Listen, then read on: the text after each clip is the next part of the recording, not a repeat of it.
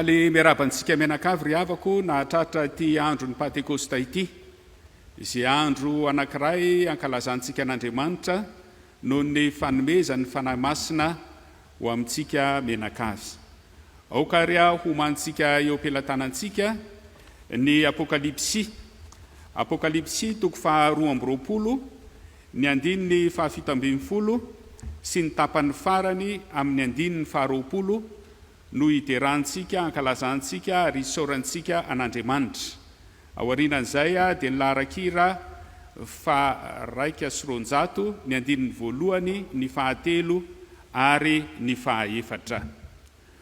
Ho aminareo anie ny fahasoavana sy ny fiadanana avy amin'ilay ankehitriny sy taloha ary ho avy, ary avy amin'ny fanahy fito izay eo anoloan'ny seza fiandrianany, ary avy amin'ny Jesosy Kristy, vavolombelona marina sy lamatoa amin'ny maty ary lehibe amin'ny mpanjakany tany, mitsangana idera sy ankalaza ary amin'ny voninahitra ny Tompo isika. Andeha hoerantsika manandratra ny Apokalipsy toko faharoa amby roapolo, ny andininy fahafito ambin'ny folo sy ny tapany farany amin'ny andininy faharoapolo, manao hoe: ny fanahy sy ny ampakarina manao hoe avia, ary aoka izay maharihana hoe avia, ary aoka ho avy izay mangetaheta, ary izay mety aoka izy isotro mamaim-poana amin'ny ranonay. Avia Jesosy Tompo. Amen.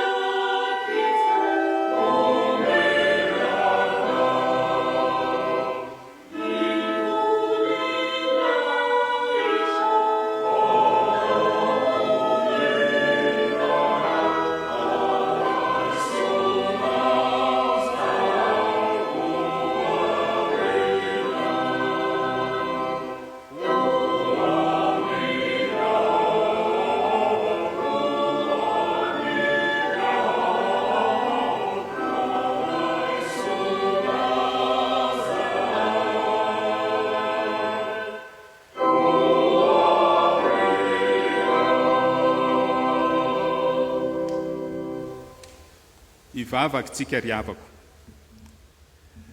Misaotra anao izay ry Tompo Andriamanitray, rainay amin'ny alalan'i Jesosy Kristy, fa mahagaga loatra ny asa izay tanterahanao an'izao tontolo izao.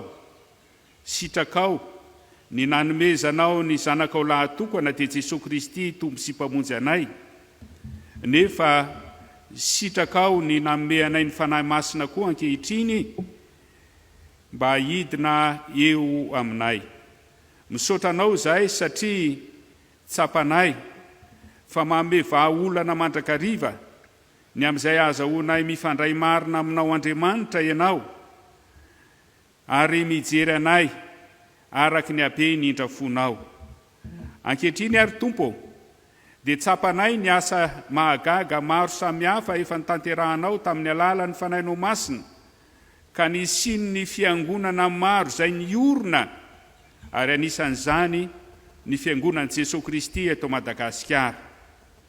Misaotra anao izahay, satria tsapanay tokoa fa noho izany asa ny fanahinao masina izany, dia maro ny fiangonana niorina, nefa ihany koa tena tonga any amin'ny olona maro samihafa ny teninao. Izany teninao izany dia teny fiainana ho anay, mamelona anay ary azahoanay finoana, teny manondro ny mandrakizay ho anay noho ny asa ny fanahinao masina. Tsaroanay ny teninao Tompo, fa izay diso amin'ny ray loha dia diso amin'izy rehetra, ka nanomezanao ny fanahinao masina dia ny mba azahoanay mifona eo anatrehanao.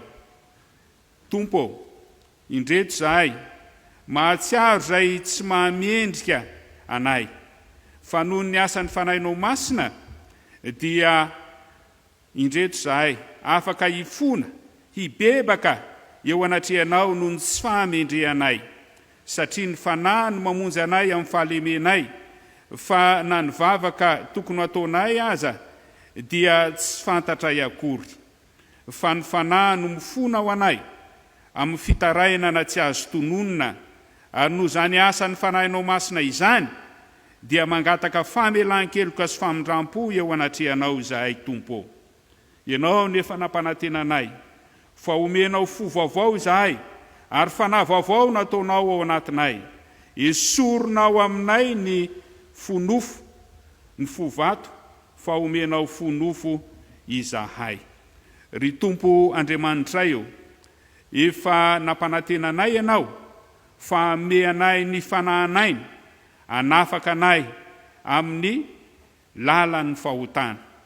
Koa meteza ianao Tompo amelona anay izay maty noho ny fahotana, mba ho velona noho ny asan'ny fanahinao masina. Ary amin'izao sisy izao dia andeha izahay ka nalavitra ny ota sy izay rehetra tsy mety. Raisinay amin'ny fanetretena Tompo, ny famelan-keloka izay omenao sy atolotrao anay, ary mangataka izahay mba esan'ny fanahinao masina, ka azahoanay mitombo amin'ny finoana noho ny asan'ny fanahinao masina amin'ny alalan'izao fanompom-pivavahana izao. Dia raiso anitra kasitrahanao ho fanomeza ambony-nahitranao irery any izay atao sy tanterahanay amin'izao andro Pentekosta izao. Amin'ny anaran'i Jesosy Tompo sy mpamonjy anay no anaovanay izany vavaka izany. Amen. Petraka ianareo ry havako. Iroso amin'ny fiainona ny tenin'Andriamanitra isika ry havako, ka ho ataontsika ny laharan-kira fa 700 ao amin'ny firana Fjkm, ary rehefa vita izany dia hifandimby hitsangana ireo mpanompon'Andriamanitra hivavaka sy hamaky ny teny avy amin'ny soratra masina. Amen.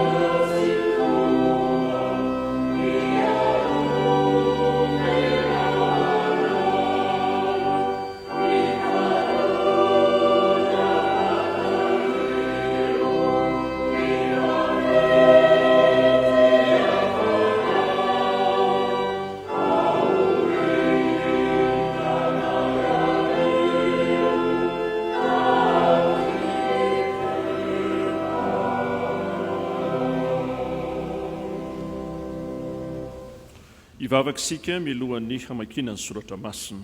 Ivavaka isika. Soranainao Andriamanitra amin'ny alalan'i Jesosy Kristy, ilay tompon'ny tompo mpanjaka mpanjaka. Mame fotoana anay indray ahafahanay miaino ny afatry ny teninao amin'izao andro Pentekosta izao. Ny teninao Tompo no mame fiainanao anay, ary izany teninao izany koa no manadio anay, fa na maso no hamasino izahay, tario izahay. Ny teninao Tompo hananay tokoa fifandraisana famatorana aminao hatrandry, ka hanjary fiainana sy finoanao anay ny teninao. Teninao Tompo no mampitombo ny fiainanay na hara-panahy izany na amin'ny fitsorana vavolombelona amin'ny fiainanay manontolo. Ary ny teninao mitondra fahariana vaovao amin'ny fiainanay. Fa na maso no mampianara anay, ampatsiarovanay ny sitraponao. Fa na maso no mitoera ao anatinay, ary hitondra fahendrena, hitondra ihany koa hery, hitondra ihany koa fanantenana ao anay ny teninao. Fa na maso no tario mandrakariva amin'ny fahamarinana izay, hanjary tokoa famonjena ao anay, ary hozaranay amin'ny hafany koa ny teninao izay honona sy hovakiny. Mpanomponao izay ananjara famakiana ny soratra masina, mitary azy, ary ho anay mpiaino rehetra ataovy mahay mankato ary manao ny sitraponao, ary mpanomponao izay tondra ny afatrao. Tompo momba azy ary ny teninao ny eo ambavany, ka hanjary fiainana sy famonjenao anay ny teninao. Amin'ny anaranao Jesosy Kristy mpamonjy anay no angatanain'izay mavaka izany. Amen.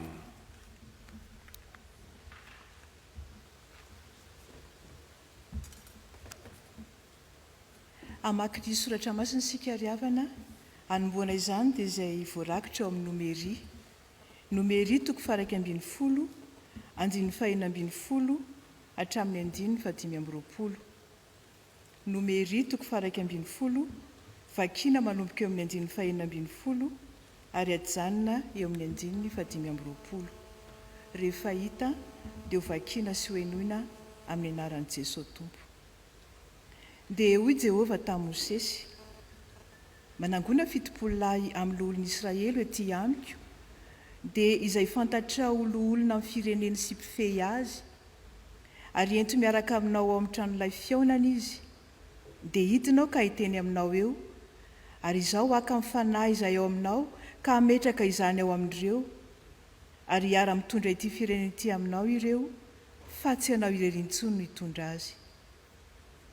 Kolazao amin'ny olona hoe manamasina ny tenanareo amin'ny ampitso dia hinan-keny ianareo, fa nitomany teo anatrehan'i Jehovah ianareo ka nanao hoe: engane ka isy hanome-hena ho anay, fa soa no hitanay tany Egypta.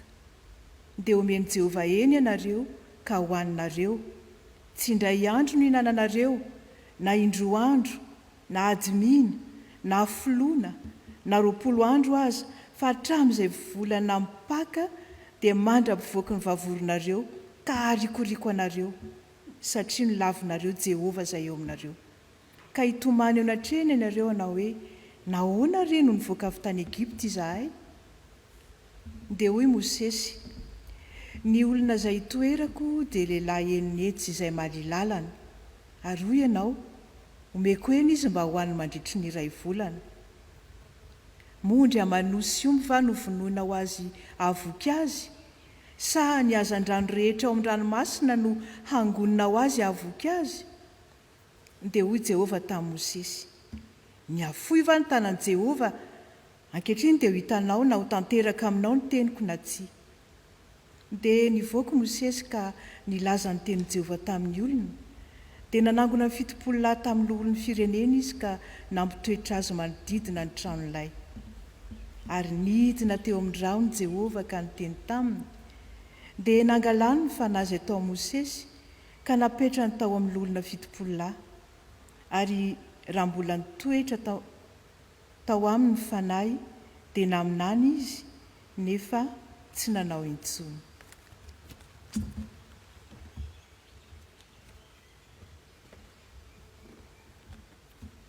Dia hotoizantsika ny famakiana soratra masina. Ny filazantsara araka ny Jona 2:20, raisiny eo amin'ny 5:7 ary herintsaratra hatreo amin'ny 5:7. Filazantsara araka ny Jona 2:20, raisiny eo amin'ny 5:7 ary herintsaratra hatreo amin'ny 5:7. Amin'ny anaran'ny Tompo.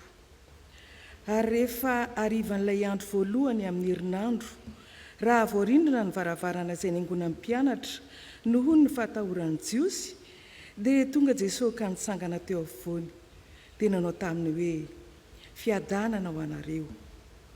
Ary rehefa nilazany izy dia naseho ny azy ny tanany sy ny lany vony dia faly ny mpianatra raha nahita ny Tompo. Ary ondray Jesosy taminy fiadanana ho anareo, tahaka nandrahandray ahy no andrahako anareo kosa. Ary rehefa nilazany izy dia nanisy fofinaina ka hoy izy taminy raisy no fanahy masina, na elo-kiza no avelanareo dia voavela izany, fa na aniza kosa no tsy avelanareo dia tsy voavela izany. Faranantsika ny famakinany soratra masina ny asan'ny apôstôly toko 4 raisiny amin'ny 720 ary atsahatra teo amin'ny 130. Asan'ny apôstôly toko 4 raisiny amin'ny 720 ary atsahatra teo amin'ny 130 aminaran'ny Tompo. Fa efa niangona marina tokoa teto amin'ity tanàna ity Herôda sy Ponty Pilato mba ny jentilisa sy ny olona Israely hanohitra ny mpanomponao masina dia Jesosy izay nosoranao mba hanao izay nitendren'ny tananao amantsainao raha teo atao. Koa ankehitriny Tompo, jereo ny fandrahonany ary omeo anay mpanomponao ny mba hitory ny teninao amin'ny fahasahiana rehetra, ombany ny anjiranao ny tananao, hahasitrana sy ny anaovana famantarana sy fahagagana amin'ny anaran'i Jesosy mpanomponao masina. Ary rehefa mivavaka izy dia niovitrovotra ny trano izay niangonany dia feno ny fanahy masina izy rehetra ka nitory ny tenin'Andriamanitra tamin'ny fahasahiana. Amen. Ray masinao manamasina nay amin'ny fahamarinana ny teninao ny fahamarinana. Amen. Melohan'ny tondran'ny ray aman-drenitsika ny afatr'Andriamanitra, ny mpitandrina Dr Irako 𝙁𝙤𝙑𝙁𝙁 filohan'ny Fjkm dia andehantsika riavako hitsangana hanatanteraka ny laharakira fa 770 ny andininy voalohany sy ny fahatelo dia andre ny afatr'Andriamanitra isika orinan'izay. Ary hitsangana ianareo.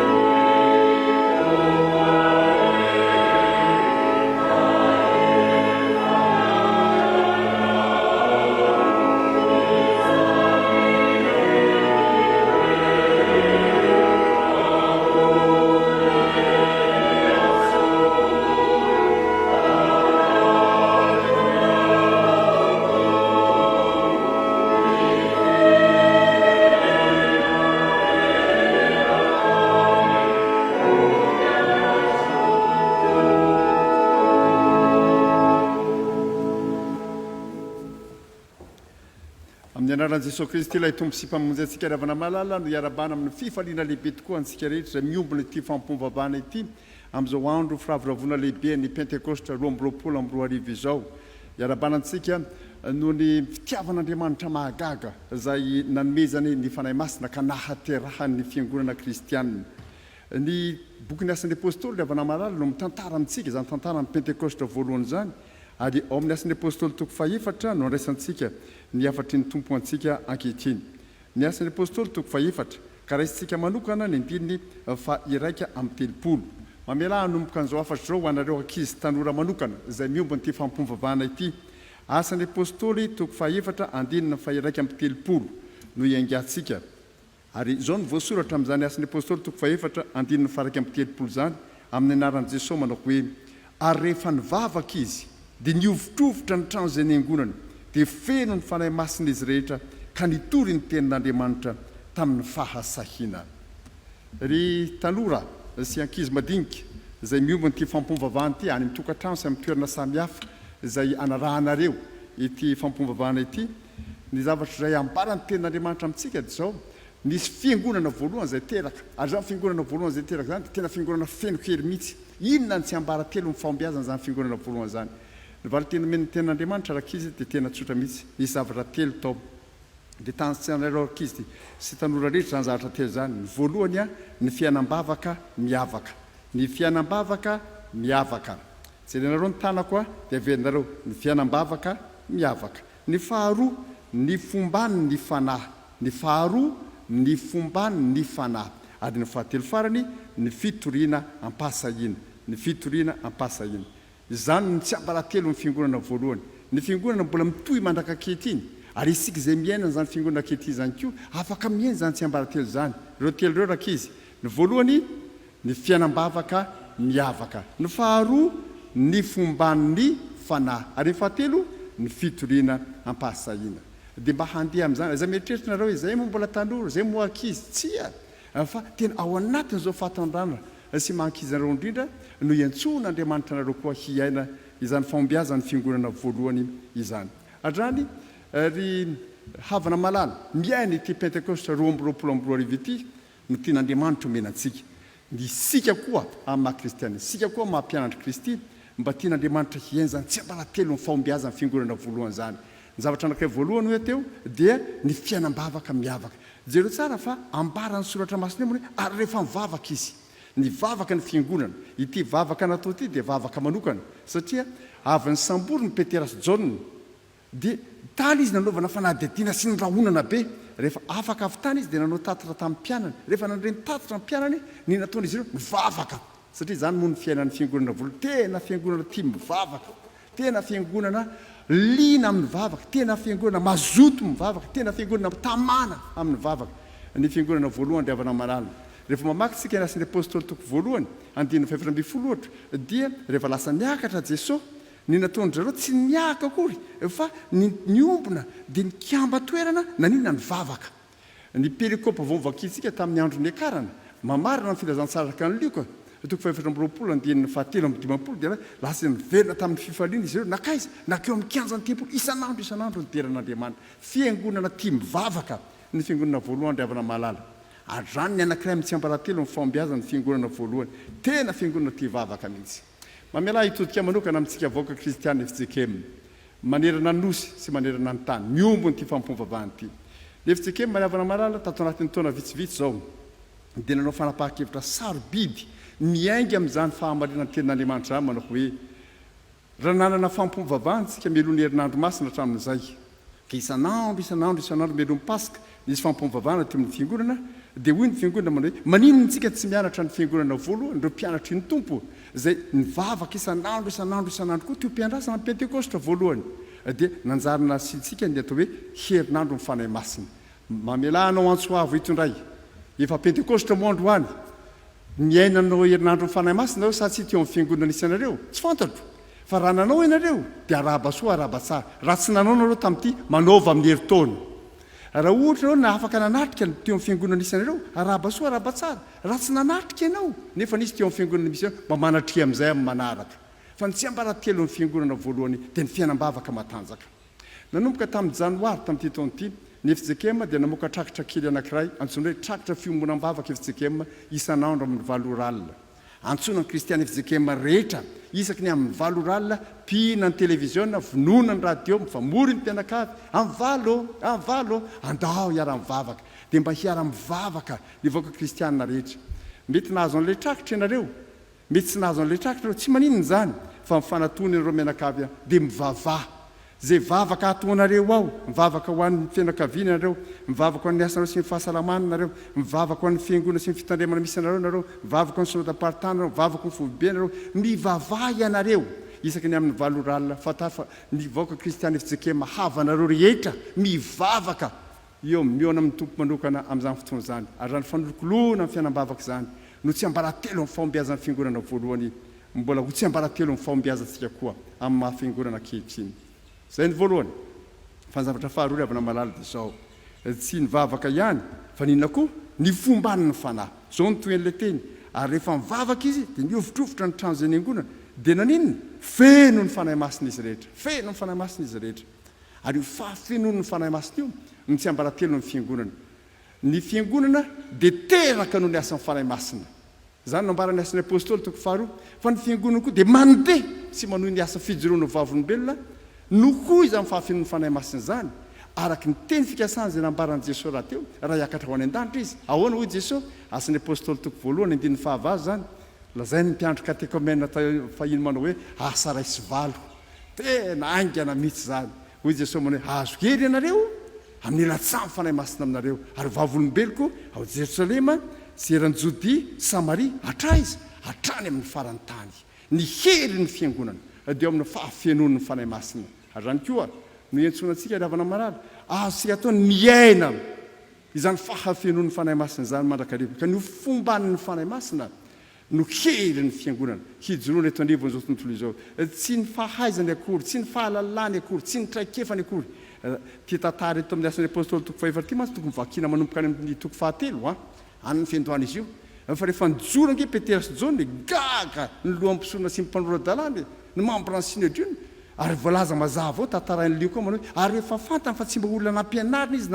nahay fa dia olona tambany voda Galileana reto mitsangana ny lohan'ny Sinedriona miteny amin'ny fahasahiny reto dia gaga izy zany no voalaza ao tsy za koa ny teny hoe dia gaga izy fa zany no ambarany sora dia gaga izy ary raha revana marara zany asan'Andriamanitra manangana ny fiangonana manangana ny fiangonana noho ny hery ny fanahy masina ary isika koa dia afaka manandrana zany revana marara mahazo matoky zany hery ny fanahy masina zany tsika dia eo zany zao mifamatotra ilay anankiroa roa voalohany mivavaka ny fiangonana dia feno ny fanahy masina zany nataon'ny lamba za pastera tsy mo manandrana ny zavatra andramanao ara-dalàna zany ao satria tsy mitovytsika ahoana tsy mitovytsika izy ianao tsy mivavaka raha mivavaka ianao dia andramanao taky ny anandramako azy ny hery ny fanahy masina ary mahagaga zany asan'ny fanahy masina zany ianao tsy mivavaka ianao za raha fa mivavaka vavaka isakafo azy anao mbola terena vao mivavaka aiza moa nanandramanao ny hery ny fanahy masina ivavaka isakafo azy mbola ifanili ianao trano aiza moa nanandramanao ny hery ny fanahy masina fa raha tena mivavaka ianao tena matoky ny hery ny fanahy masina ravana malala adrana zany antso ho antsika zay isika velona kehitriny koa mbola afaka ho feno ny fanahy masina isika raha manaky marina an Jesosy Kristy ho tompo sy mpamonjy antsika ka miainy zany fiainana zany ao anatin'ny fiainam-bavaka araky ny perikopa zay voany mena antsika tamin'ny alady taloha amin'ny Pentekosta rehefa nilaza Jesosy manao hoe mangatady omena ianareo hoe tadiava dia hita ianareo dondony dia ovany ianareo hoe nareo na dia ratsy aza mahay manome zavatsoan'ny zanakareo tsy mainka avan'ny ray zay ny an-danitro no anome fanahy masina ho an'izay mangataka aminy ary zany izy raha marina amin'ny faneketsika an'Andriamanitra ho ray dia afaka mivavaka marina isika ary tena raisitsika ny hery ny fanahy masina ravana mara mba manaovinareo zany fanandramana zany fa tsy toroteny ty ambony pilipitra akory zany fa fanandramana azo iainana isan'andro fiainana kristianina ara-dalàna izany ravana tsy fiainana kristianina satria président Fjkm ianao tsy hoe mahanina zany satria mpitandrina tsia fa kristianina ianao dia afaka manandrana ny fahafenon'ny fanahy masina raha marina ny fanekenao an'Andriamanitra ho ray raha marina ny fiainam-bavaka ivelomanao amaran'izao afatra zao ravana malala zavatra fahatelo farany amin'ny tsy ambaratelo ny fahombiazan'ny fiangonana voalohany tsy hoe fiainam-bavaka miavaka fotsiny ihany tsy hoe ny fomba ny fanahy masina ihany fa indrindraindrindra koa ninona ny fitoriana ampahasahina zao no mamarana io andinina io rehefa nivavaka izy dia niovitrovotra ny trano zay ny angonana dia feno ny fanahy masina izy rehetra ka nanina nitory ny tenin'Andriamanitra tamin'ny fahasahina tory ny tenin'Andriamanitra tamin'ny fahasahina nahoana moa no amafisiny lioko zany hoe nitory ny tenin'Andriamanitra tamin'ny fahasahina zany satria Petera sy Jona rehefa niasa no ny hery ny fanahy masina nahasitra n'ilay lehilahy nale mitongotra hatrany kibondreniny teo ambavadiny tsara endrika teo ambavadiny tempoly nyrotany olona ka tezitra ny lohampisorona sy mpanora-dalàna ny mambra atao amin'ny Sinedriona ny samborony reo nandrisy ny alina tany tranomaizina no ny maraina ny andro dia nalaovana fanadidina ny raonana tandreminareo mbola miteniteny tsy mahazo miteniteny tsony nareo nivoaka izy reo lahy ary moa ve nangina tokoa araky ny afatra nareo azy tsia nitory ny tenin'Andriamanitra tamin'ny fahasahina izy ireo satria tsy ny fahefana eo tonivon'izao tontolo izao tsy ny fahefana olombelona no afaka handrara ny fiangonana amin'ny fitorian'ny filazantsara fitoriana tamin'ny fahasahina ny fandrahonana tena nisy ny tranomaizina tena nisy fa zao ny hery ny fanahy masina tena marina ary ny fitoriana tsy maintsy natao ary raha ny kristianina havana no antson'Andriamanitra ho antsika mbola antsoina koa isika ny feo zay ambaran'ny fiangonana eton'evo zao tontolo izao dia feo manoharina ka raha mivarimbarina midina izao tontolo izao ny fiangonana miantso mandrakariva hibanjinana ny mandrakizay raha milono anatin'ny faratsiny izao tontolo izao ny fiangonana mbola mitory ihany ny filazan tsara ao anatin'izany tontolo ratsy izany raha no antso ny fiangonana mety tsy mahafaly ny fiangonana fa manelingely azy ny lakolosy ny fiangonana miantso amin'ny fahamasinana ny fahatsarana ny fahamarinana eton'evo zao tontolo izao fa tsy maintsy mitely ihany ny fiangonana ary mitory amin'ny fahasahina trano ihany ny fiangonana dia mahereza ry havana malala raha mijoro ianao ka mahita tranomaizina raha mijoro ianao ka mahita fanesona raha mijoro ianao ka mahita fanenjena mahereza ravako inona moa no lazaiko ankoatra zay mahereza e fa ny zavatra lehibe anananao manana fanahy masina ianao manana fanahy masina ianao amin'ny mahafiangonana dia mijoro tsara ry havana malala eto am-pamaranana dia tokony ho feheziko toy izao ry havana malala zany afatra zany singa telo ny tsy ambaratelo ny fahombiazan'ny fiangonana voalohany fianambavaka miavaka ny fomba ny fanahy ary ny fitoriana amin'ny fahasahina izany hoe tena ny vavaka ny fiangonana ka feno ny fanahy masina ary dia afaka nitory tamin'ny fahasahina raha vakiko avy any amin'ny farany izany raha tena te hitory amin'ny fahasahina isika hamonto filazantsara ny Madagasikara filazantsara hanova ny tantara tsy maintsy feno ny fanahy masina isika fa tsy afaka ho feno ny fanahy masina isika raha tsy marina ny fiainam-bavaka ianantsika asa raha afaka mamaky ty miaraka amiko tsara nareo ny vavaka ny fiangonana dia feno ny fanahy masina izy dia nitory tamin'ny fahasahina raha te hitory marina ny filazantsara amin'ny fahasahina isika tsy maintsy feno ny fanahy masina ary tsy afaka ho feno ny fanahy masina isika raha tsy marina ny fiainam-bavaka ivelomantsika ny Pentekosta 2 zay omeny ny tompo antsika ry havana malala mba hana avao re ny fiainam-bavaka ny fiainao manokana ny fiainareo mianakavy ny fiainareo nivo amin'ny fitandremana fiangonana misy anareo any hana avao ny fahafenony ny fanahy masina ao anatinao zay azonao andramana raha kristianina marina ianao ary mba hahatonga anao ho iraka mahatoky vavolombelona azo antoka andeha hitory an Jesosy Kristy koa amin'ny fahasahina niza mandrara na iza manakana satria momba anao ny fanahy masina ary mahery ianao dia ho Pentekosta sambatra ry havana malala ty Pentekosta ity andehanantsika araka izany ho voninahitr'Andriamanitra irery ihany amen.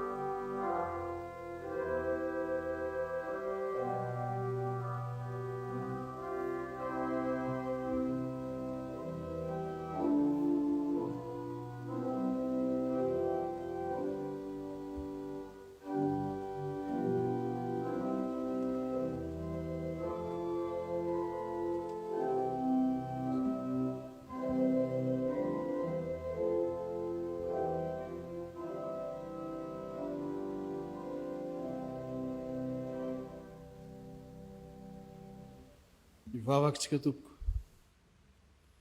faly tokoa zay Jesosy tompo manome voninahitra anao zay Jehovah tompo maro fa Andriamanitra fitiavana tokoa ianao Andriamanitra mahery ianao ary mifahefanao ankehitriny ary mandrakizay kanefa dia Andriamanitra fitiavana ary zany mafaly anay ankehitriny misaotra ny Jesosy Kristy ilay nisolo heloka anay mba hiavananay aminao indray Jehovah tompo maro ary ny tena mafaly anay koa dia ianao ilay Andriamanitra mahery mihitsy manaiky toetra atao anatinay amin'ny nanoloranao ny fanahinao ho atao anatinay izay mandray zany izay toloranao zany dia ianao fanahy masina. Fanahy masina misaotra anao zay fa na dia tsy mendrika ary izahay, dia manaiky toetra atao anatinay ianao, anamboatra anay, anovanay, mazava ny teninao teo. Fa raha tia hanananao amin'ny fiainanay izay, dia tsy maintsy feno vavaka, ary miavaka tokoa satria mitolona mambavaka mihitsy. Ampio zay fanahy masina mba ho tia izany. Ary ianao fanahy masina zay atao anatinay sy zay mbola hitoeranao koa, engane izahay Jesosy, mba ho fenao an'izany fanahy masina zany, hitory ny filazantsaranao amin'ny hery sy amin'ny fahasahiana, no ny herinao fanahy masina atao anatinay. Ka zavelana ampahefana aminay tsony Satana satria fanao zay. Didio amin'ny anaranao Jesosy Kristy ny fanahy ratsy rehetra, zay mitady haka toerana amin'ny fanahy masina, roay amin'ny anaranao any amin'ny fary rehetra hafany. Fenao fanahy masina Andriamanitra ny toetra atao anatinay, anapaka amin'ny fiainanay, afany mijoro vavolombelona amin'izay ndraikitra omenao anay, amin'izay toerana misy anay, ka tsy atahotra an'izao tontolo izao zay, satria fahefana resy reny, fa fahefanao Jesosy Kristy no atao anatinay. Dia ianao fanahy masina, hitory zay Jesosy Tompo. Ka mangataka aminao ara zay fanahy masinao, ho fenonao ny mpitondra rehetra, ny tompon'andraikitra rehetra eto amin'ny firenenay, na mpitondra ara-panjakana zany, na mpitondra ara-pivavahana izany, indrindra zay mpitory filazantsaranao, mba fanay mamoty filazantsara amin'ny Madagasikara, anova tokoa zao faratsiana misy eto zao, hatrany ny faratapiny hatrany vahoaka rehetra, mba ho masina ny firenenay Jesosy Tompo. Anao Madagasikara, ka mangataka aminao zay, feno fananao masina mihitsy zay. Ary olona mangetahetanao, tianananao fanahy masina, mitoere feno Jesosy, mba nananay fahasahiana tory filazantsara. Ao koa ireo mangetaheta amin'izao fotoana izao, no ny zavatra manjo azy amin'ny fiainany tsirairay avy, miantsoantso. Ianao fanahy masina no afaka mamany olana, ianao fanahy masina afaka manasitrana ny aretina rehetra, ianao fanahy masina afaka mampahery. Mitoera aminay ara Tompo, manjakà tanteraka aminay, no ny herinao fanahy masina. Manjakao tanteraka izao tontolo izao Jesosy, anao izao tontolo izao efa vidinao atao amin'ny ranao, ka mangataka koa zay, mba ho fenonao fanahinao masina izao tontolo izao, zay mangeta hitanao, anambara amin'ny fahasoavanao dia filazantsara, ananany olona fiainana etỳ tany ka ho mandrakizay. Dia mifaly aminao zay fanahy masinao, mitoera atao anatinay mandrakariva. Zany ano no angatanay, zany no anona sahaza ho anay izy rehefa mivavaka izay. Dia nitoeranao fanahy masina le zavatso atao anatinay, amin'ny fiainanay iray manontolo.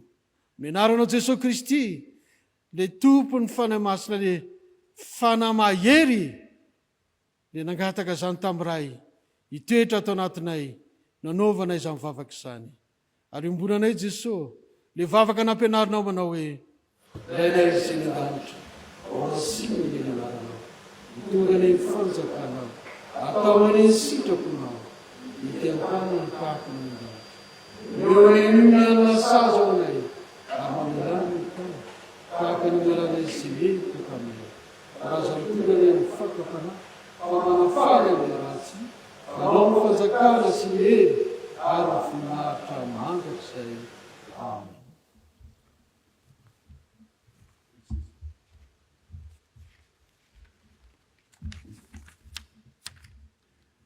Ny finoana dia avy amin'ny toriteny, ary ny toriteny dia avy amin'ny teny Kristy.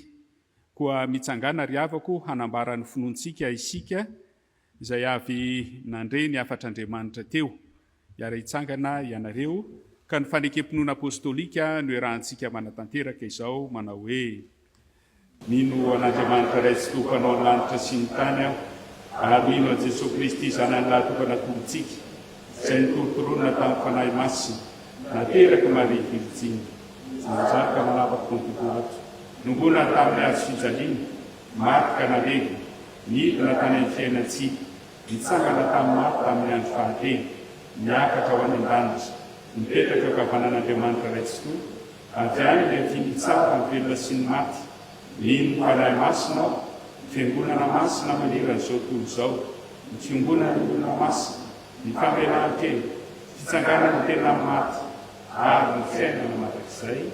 Amen. Eo mpitsanganana ihany no handeha hanatanterantsika ny antema fahaenina ambin'ny folo.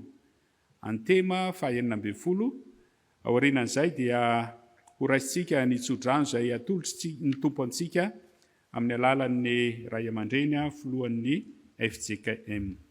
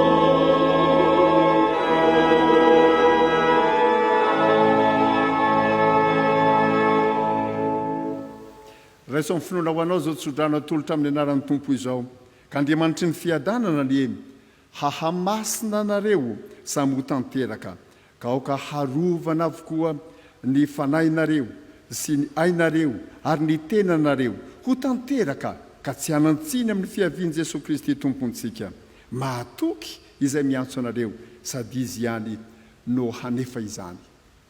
Amen. mipetrahary avana malala dia mivavaha mangina.